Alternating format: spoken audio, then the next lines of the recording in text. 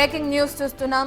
CLP meeting లో ఎమ్మెల్యేలకు class తీసుకున్నారు రాష్ట్ర ఇన్ఛార్జ్ దీపాదాస్ మున్షి. ఎవరూ లైన్ క్రాస్ చేయొద్దని హెచ్చరించారు. ఎమ్మెల్యేలు మంత్రులకు మధ్య ఉన్న గ్యాప్ ను సరిచేసుకోవాలని సూచించారు. ఇటు ఎమ్మెల్యేలు కార్యకర్తల మధ్య కూడా గ్యాప్ ఉందని దాన్ని సరిదిద్దుకోవాలన్నారు. పార్టీ లైన్ దాటి మాట్లాడితే చర్యలుంటాయని వార్నింగ్ ఇచ్చారు. ఏదైనా అసంతృప్తి ఉంటే రాష్ట్ర నాయకత్వానికి చెప్పాలని, ఇక్కడ జరగలేదనుకుంటే ఏఐసీసీకి తెలపాలన్నారు. ఇక స్థానిక సంస్థల ఎన్నికల్లో గెలుపే దిశగా పనిచేయాలని ఎమ్మెల్యేలకు దిశానిర్దేశం చేశారు దీపాదాస్ మున్షి. సంక్షేమ పథకాలు, అభివృద్ధి పనులు చెప్పుకోవడంలో వెనుకబడ్డారని, ఇకనైనా విస్తృతంగా ప్రజల్లోకి తీసుకెళ్లాలని తెలిపారు.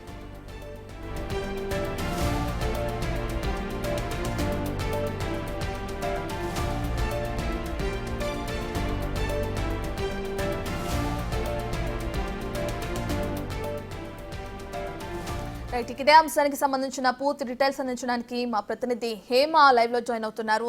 రైట్ హేమ, ఏదైతే సిఎల్పి మీటింగ్ జరిగిందో ఆ మీటింగ్ కి కొంతమంది ఎమ్మెల్యేలు డుమ్మా కొట్టారని చెప్పి ప్రతిపక్షం నుంచి ఆరోపణలు ఎదుర్కొంటున్నారు. దీన్ని ఎలా చూడొచ్చు అంటారు?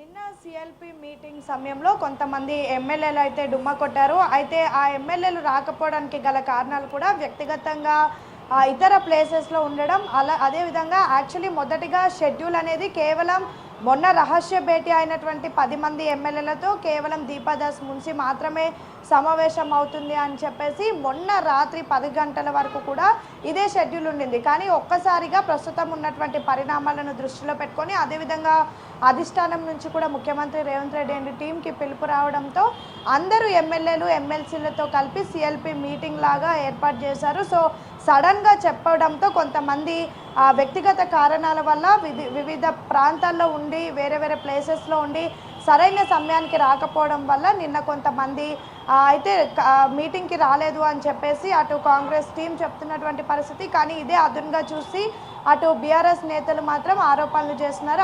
వాటన్నిటిని కూడా కాంగ్రెస్ నేతలు కొట్టిపడేశారు. నిన్న అక్కడ ఉన్నటువంటి మీటింగ్ ఏర్పాటు చేసినటువంటి మున్షి కూడా మాట్లాడారు.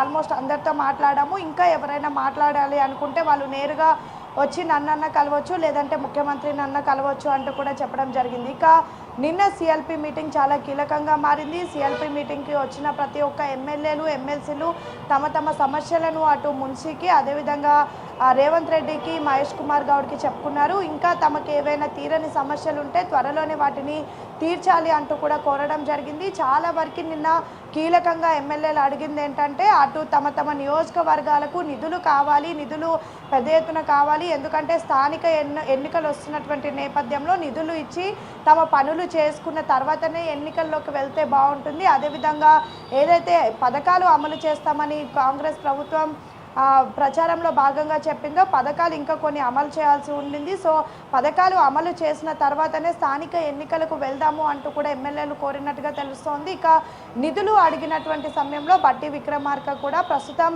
ఏ విధంగా ఆర్థిక పరిస్థితి ఉంది, గత ప్రభుత్వం ఎంతవరకు ఆర్థిక ధ్వంసం చేసి అంటే ఫినాన్షియల్గా ఎంత డ్యామేజ్ చేసింది, ఎంత అప్పు ఉండింది, అవన్నీ కూడా నిన్న ఒక పవర్ పాయింట్ ప్రజెంటేషన్ ఇచ్చారు. ఇక రీసెంట్గా జరిగినటువంటి బీసీ కులగణన, ఎస్సీ వర్గీకరణను ప్రజల్లోకి ఎలా తీసుకువెళ్ళాలి అంటూ కూడా నిన్న పెద్ద ఎత్తున ఎమ్మెల్యేలకు ఎమ్మెల్సీలకు దిశానిర్దేశం చేశారు. ఇక నిన్న దీపాదాస్ మున్షి ఇంటర్నల్గా మాట్లాడుతూ కొంతమంది ఎమ్మెల్యేలకు మంత్రులకు గ్యాప్ ఉన్న విషయం మా నోటీస్కి కూడా వచ్చింది, ఆ సమస్యను వీలైనంత త్వరగా తీర్చుకోవాలి అంటూ కూడా చెప్పడం జరిగింది. అయితే నిన్న కొంతమంది ఎమ్మెల్యేలు కూడా నేరుగా తమ జిల్లా మంత్రుల ముందే తమ మంత్రులతో ఏ సమస్యలు ఉన్నాయో అవి దీపాదాస్ మున్షికి, ముఖ్యమంత్రి రేవంత్ రెడ్డి దృష్టికి తీసుకురావడంతో పాటు నిన్న సాయంత్రం ఢిల్లీ వెళ్ళినటువంటి నేపథ్యంలో ఢిల్లీ పెద్దల దృష్టికి కూడా తీసుకురావాలని కోరినట్టుగా తెలుస్తూ ఉంది. అయితే నిన్న దీపాదాస్ మున్షి సీఎం రేవంత్ రెడ్డి తమ సమస్యలను తీరుస్తామని ఏమున్నా సరే 4 గోడల మధ్య తేల్చుకోవాలి, కానీ రహస్య భేటీలు పెట్టొద్దు, ప్రభుత్వానికి వ్యతిరేకంగా మంత్రులకు వ్యతిరేకంగా ఎవరు మాట్లాడొద్దు, పార్టీ లైన్ దాటొద్దు అంటూ కూడా వార్నింగ్ ఇచ్చినట్టుగా తెలుస్తూ ఉంది. ఇంకొకసారి రహస్య భేటీ లాంటివి పేరు ఎవరు పెట్టుకున్నా సరే ఖచ్చితంగా తగిన చర్యలు ఉంటాయి అంటూ కూడా నిన్న హెచ్చరించినట్టుగా తెలుస్తోంది. ప్రధానంగా ఏదైనా సమస్యలు ఉంటే నేరుగా నన్ను వచ్చి కలవచ్చు, నేను అందుబాటులో లేకపోతే ముఖ్యమంత్రిని కలవచ్చు.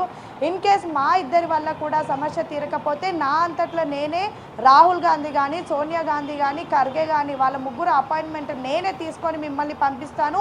మీకు అంత ప్రాబ్లం ఉంటే నేరుగా మీరు ఢిల్లీకి వెళ్ళి మీ సమస్య చెప్పుకోండి, కానీ ఎవరు రహస్య భేటీలు ఏర్పరచుకొని మంత్రులకు వ్యతిరేకంగా కానీ లేదంటే ఇతర పార్టీకి వ్యతిరేకంగా కానీ మాట్లాడి ప్రతిపక్షాలకైతే ఆయుధాలుగా మారొద్దు అంటూ కూడా నిన్న హెచ్చరించడం జరిగింది. అదేవిధంగా రేవంత్ రెడ్డి కూడా తెలివి అనేది అందరికీ ఉంటుంది, కానీ నిజాయితీగా నమ్మకంగా పార్టీ కోసం పనిచేయాలి. పార్టీ కోసం మన పార్టీ అగ్రనేత రాహుల్ గాంధీకి మెప్పించే విధంగా ప్రతి ఒక్కరు కూడా పనిచేయాలి. నేను కూడా రాహుల్ గాంధీ చెప్పినట్టుగా నడుచుకున్నాను కాబట్టే నాకు ఈరోజు ఈ అవకాశం వచ్చింది, నేను ముఖ్యమంత్రిని అయ్యాను. మీరు కూడా అదే విధంగా నడుచుకోవాలి.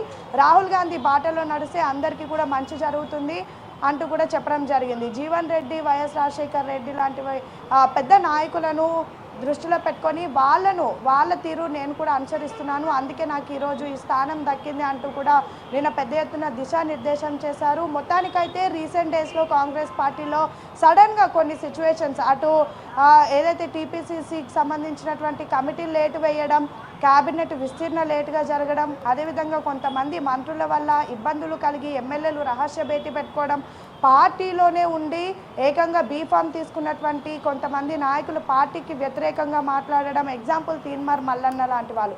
సో ఇలాంటి వాటి అన్నిటికీ కూడా నిన్న సిఎల్పి మీటింగ్ అనేది ఒక చెక్ పెట్టిందని చెప్పుకోవచ్చు.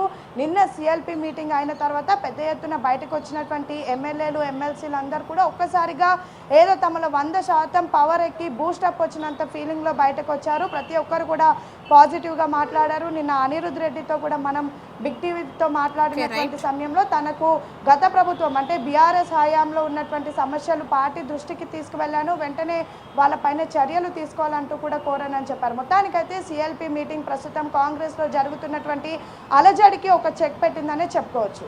Right, thank you Hema.